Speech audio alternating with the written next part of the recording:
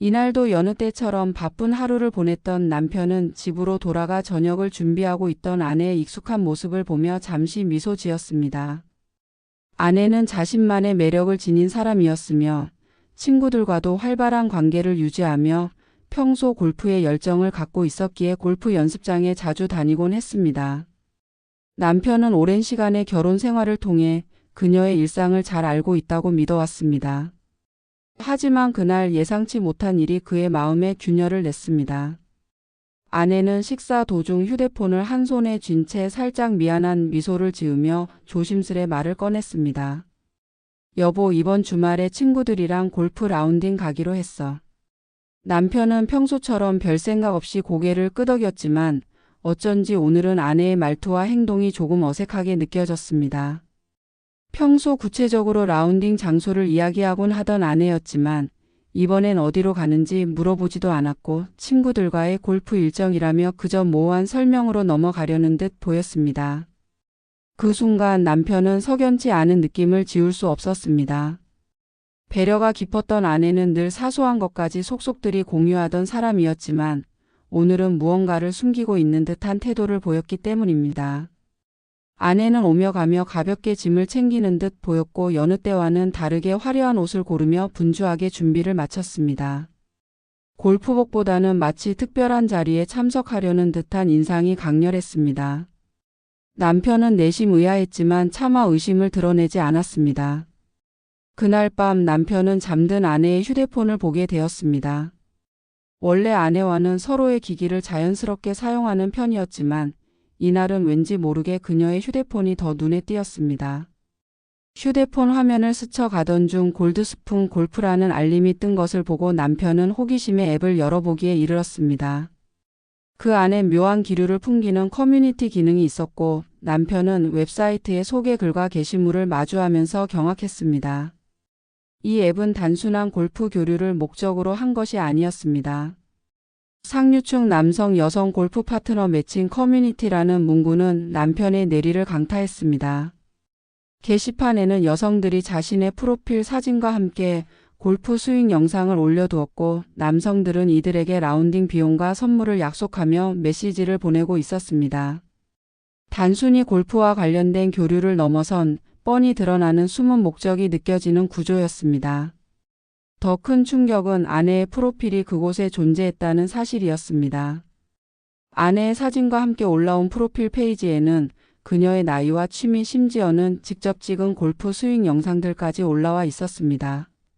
적극적이고 재미있는 파트너를 찾고 싶어요라는 소개글은 남편의 가슴에 비수처럼 꽂혔습니다. 휴대폰을 덮고 소파에 가만히 앉은 남편은 자신이 방금 겪은 일에 대해 이해하고자 애썼습니다. 여태껏 의심 없이 믿어왔던 결혼 생활이 그 순간부터 흔들리기 시작했습니다. 뒤늦게 의심을 품어버린 자신의 자책감이 들기도 했지만 남편은 마음 한켠에 남은 믿음으로 그 진실을 확인하고 싶었습니다. 아닐 거야. 설마 내가 오해하는 거겠지. 그는 스스로를 달랬지만 확신 없는 위로는 점차 번지는 불안감을 잠재우기엔 역부족이었습니다. 진실을 알아야만 했고 자신이 간과했던 것들을 철저히 들여다보기로 결심했습니다. 그는 아내의 행동을 면밀히 살피기로 마음먹으며 결국 더 깊은 어둠 속으로 한 걸음을 내디뎠습니다. 아내의 변화를 처음 느꼈던 날 이후 남편은 일상 속에서 꺼림칙함을 떨칠 수 없었습니다. 그는 아내의 미묘한 행동 하나하나에 의구심을 품게 되었고 익숙한 일상도 더는 평범하게 느껴지지 않았습니다. 그러나 아내를 직접 마주보고 물어볼 용기는 나지 않았습니다. 그저 의심만으로 아내를 몰아세우는 것이 잘못일 것 같았기 때문입니다. 대신 그는 명확한 증거를 통해 진실을 확인하고 싶었습니다. 어느 날 혼란스러운 마음 끝에 남편은 결단을 내렸습니다. 직접 나서기 어렵다면 차라리 전문가의 도움을 받기로 한 것입니다. 오랜 고민 끝에 그는 주변에서 이름을 들었던 전문 탐정 사무소를 찾아갔습니다. 탐정과의 첫 상담에서 남편은 머뭇거리며 상황을 설명했습니다. 제 아내가 뭔가 숨기고 있는 것 같습니다. 골프를 치러 간다고 했는데 솔직히 잘 모르겠어요. 제가 오해하는 걸 수도 있지만 점점 불안해지고 있습니다. 진실을 알고 싶습니다. 탐정은 남편의 심정을 이해하는 듯 고개를 끄덕였습니다. 이후 탐정은 전문적인 절차를 통해 아내의 행적을 추적하기 위한 계획을 세웠습니다. 남편은 처음엔 마음이 무거웠지만 자신이 상상하는 최악의 일이 확인되길 원치 않는 심정으로 모든 과정을 맡기기로 했습니다. 며칠 뒤 탐정으로부터 첫 번째 보고 통화가 왔습니다. 단순한 의심에서 시작된 상황이었지만 남편은 점점 불안감이 커지는 것을 느꼈습니다. 그리고 그 불안감은 탐정이 건넨 파일 속 증거 자료를 접한 순간 산산조각이 났습니다. 탐정은 남편에게 아내의 라운딩 일정 중 일부를 추적한 결과를 보여주었습니다. 사진과 영상 속에는 아내가 평소 남편에게 이야기하지 않았던 낯선 골프장으로 들어가는 모습이 선명하게 찍혀 있었습니다. 그런데 충격적인 것은 그녀와 함께했던 사람이 전혀 모르는 낯선 남자였다는 점이었습니다. 남자는 아내 또래의 중후한 인상으로 고급 외제차를 몰고 있었습니다. 탐정이 수집한 정보에 따르면 두 사람은 골프장을 떠난 후 근처 고급 레스토랑에서 식사를 즐기고 있었으며 이후 아내와 그 남자는 도심 외곽에 위치한 모텔로 함께 들어갔습니다. 모텔 입구에 감시 카메라 영상을 더해 탐정은 당시 상황을 기록한 상세 보고서를 남편에게 전달했습니다. 남편은 차디찬 현실 앞에서 그 사진을 내려다보며 아무 말도 할 수 없었습니다.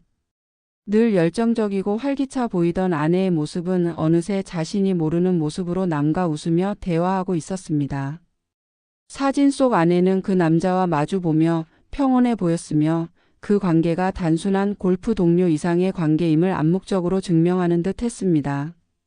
탐정은 남편에게 다정한 목소리로 조심스럽게 물었습니다. 이 자료를 어떻게 사용할 계획이신가요? 추가적인 추적도 가능하지만 지금 이 정도 증거면 충분히 상황을 명확히 밝힐 수 있습니다. 남편은 무겁게 한숨을 내쉬며 고개를 저었습니다. 더 이상 필요 없습니다. 이 정도로도 충분히 알았습니다. 이제 제가 직접 이 문제를 마주해야겠네요. 집으로 돌아온 남편은 숱하게 오갔던 그날의 대화와 장면들을 떠올리며 복잡한 마음을 추스르려 애썼습니다.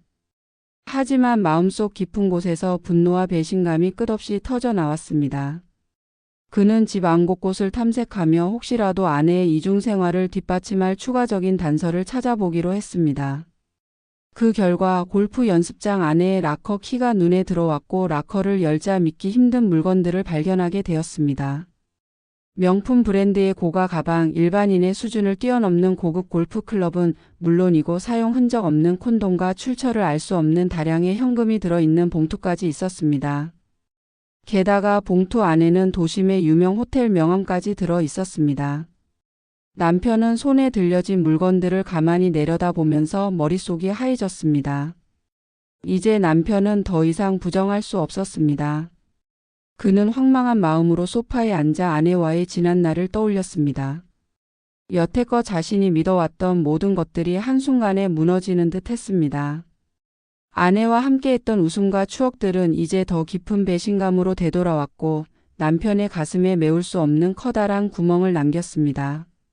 남편은 이제 단순히 진실을 알게 된 데서 그칠 수 없었습니다. 그는 이 상황을 정리하고 더 나아가 아내와 그녀의 은밀한 관계에서 함께했던 이들을 반드시 마주해야겠다고 결심했습니다.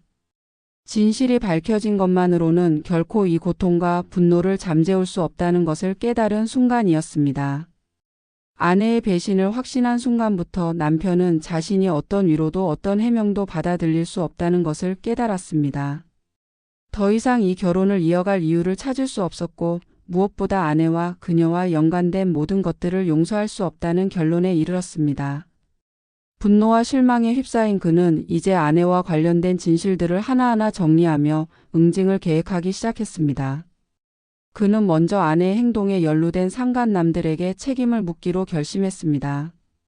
모든 것을 묻어두고 넘어가기엔 자신과 아이들의 삶에 남겨질 상처가 너무 깊었고 정의를 세우기 위해서라도 상간남을 공식적으로 마주해야만 했습니다. 무엇보다 이들이 자신의 결혼 생활과 가정을 무너뜨리는데 기여했다는 사실을 도저히 간과할 수 없었습니다. 탐정의 조사 보고서를 기준 삼아 남편은 아내와 가장 깊이 연루된 것으로 보이는 상간남 한 사람을 목표로 삼았습니다. 그는 고급 외제차를 모는 의사였고 서울에서 잘 알려진 개인 병원을 운영하며 탄탄한 재력을 가진 사람이었습니다. 의사의 신상을 완벽히 파악한 그는 변호사를 찾아가 상담을 받았습니다. 경험 많은 이혼 전문 변호사가 남편의 이야기를 경청하며 법적 대응 방안을 제시했습니다. 상간남 소송에서는 증거가 가장 중요합니다. 지금 가지고 계신 탐정 보고서와 사진, 영상은 소송을 준비하기에 충분한 자료입니다. 우선 소장을 접수한 뒤 상대와 대면하거나 합의를 시도할 수도 있습니다. 남편은 합의라는 단어에 미간이 찌푸려졌습니다. 그는 단순히 돈으로 이 문제를 해결하고 싶은 마음이 없었습니다. 물질적인 보상보다는 상간남과 아내가 저지른 잘못에 대해 그들이 반드시 책임을 지게 만들고 싶었습니다. 하지만 변호사는 일단 합의금 여부와는 별개로 소송을 진행하며 상황을 지켜보자고 조언했습니다. 며칠 후 정식으로 소장이 접수되었고 상간남인 의사에게 문자와 우편으로 전달되었습니다. 대면도 없이 소송이 진행될 수 있겠지만 남편의 마음은 직접 의사를 만나고 싶어졌습니다. 그와 마주보며 자신의 감정을 털어놓고 무너져버린 가정의 책임에 대해 묻고 싶었기 때문입니다. 변호사를 동반한 남편은 상간남 병원을 직접 찾아갔습니다. 병원 문 앞에서 모습을 드러낸 의사는 처음엔 남편을 보고 당혹감을 감추지 못했습니다. 하지만 남편이 바로 자신의 변호인과 함께 온 것을 눈치채자 그는 안색이 일그러지며 어색한 태도로 남편을 사무실로 데려갔습니다. 이야기는 들었습니다. 정말 이런 상황이 벌어질 줄 몰랐습니다.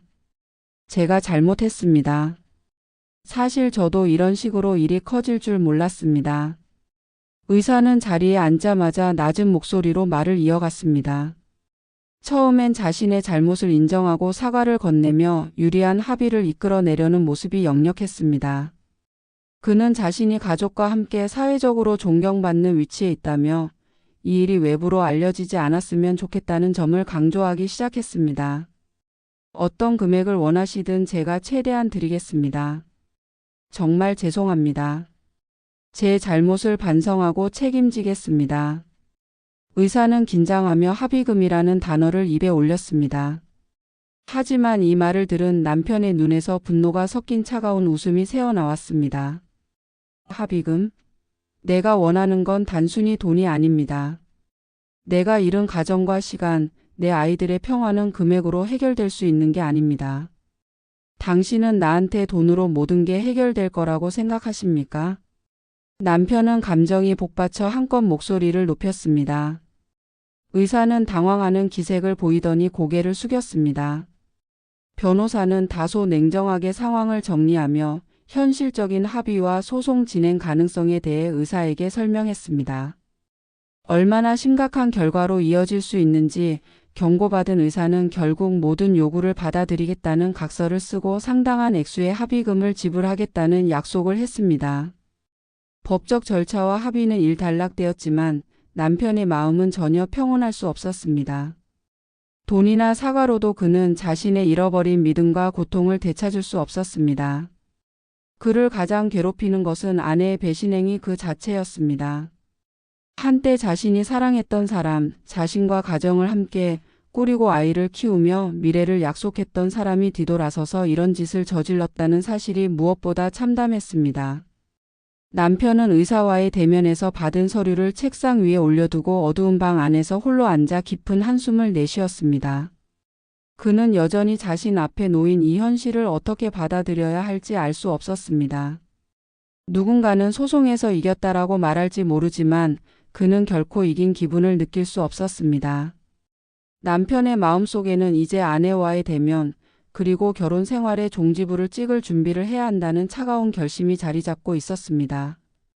다음에 기다리고 있는 건 아내와의 직접 대면 그리고 이혼 소송이었습니다.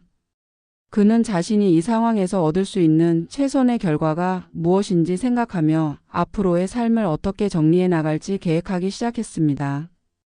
의사와의 대면과 합의금 지급 상간남 소송이 일단락되었지만 남편의 고통은 이제 막 시작된 듯 했습니다.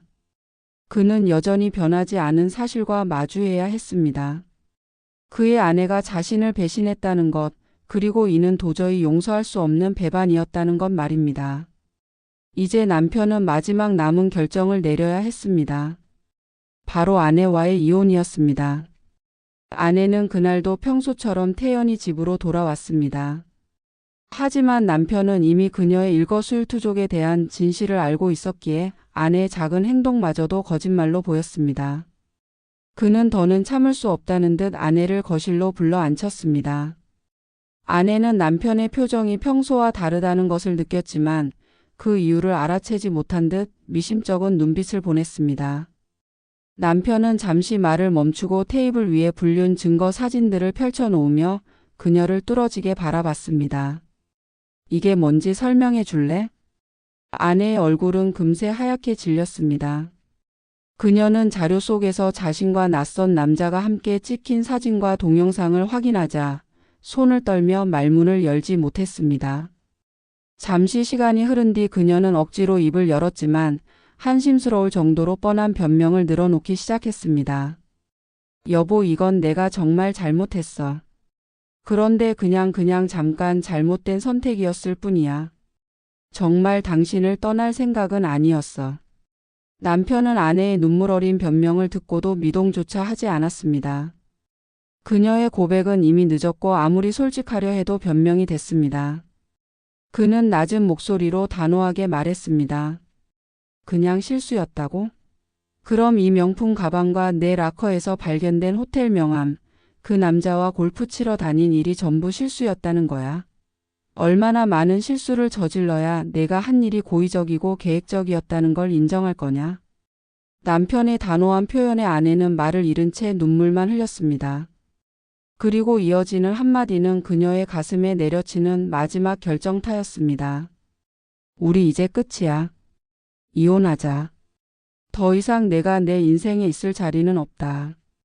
아내는 눈치를 보며 남편을 붙잡으려 했지만 남편의 태도에는 더 이상 흔들림이 없었습니다. 아내는 결국 소리 없이 오열하며 방으로 들어가 버렸습니다. 남편은 그런 아내의 모습을 보면서도 아무런 동정심도 느낄 수 없었습니다.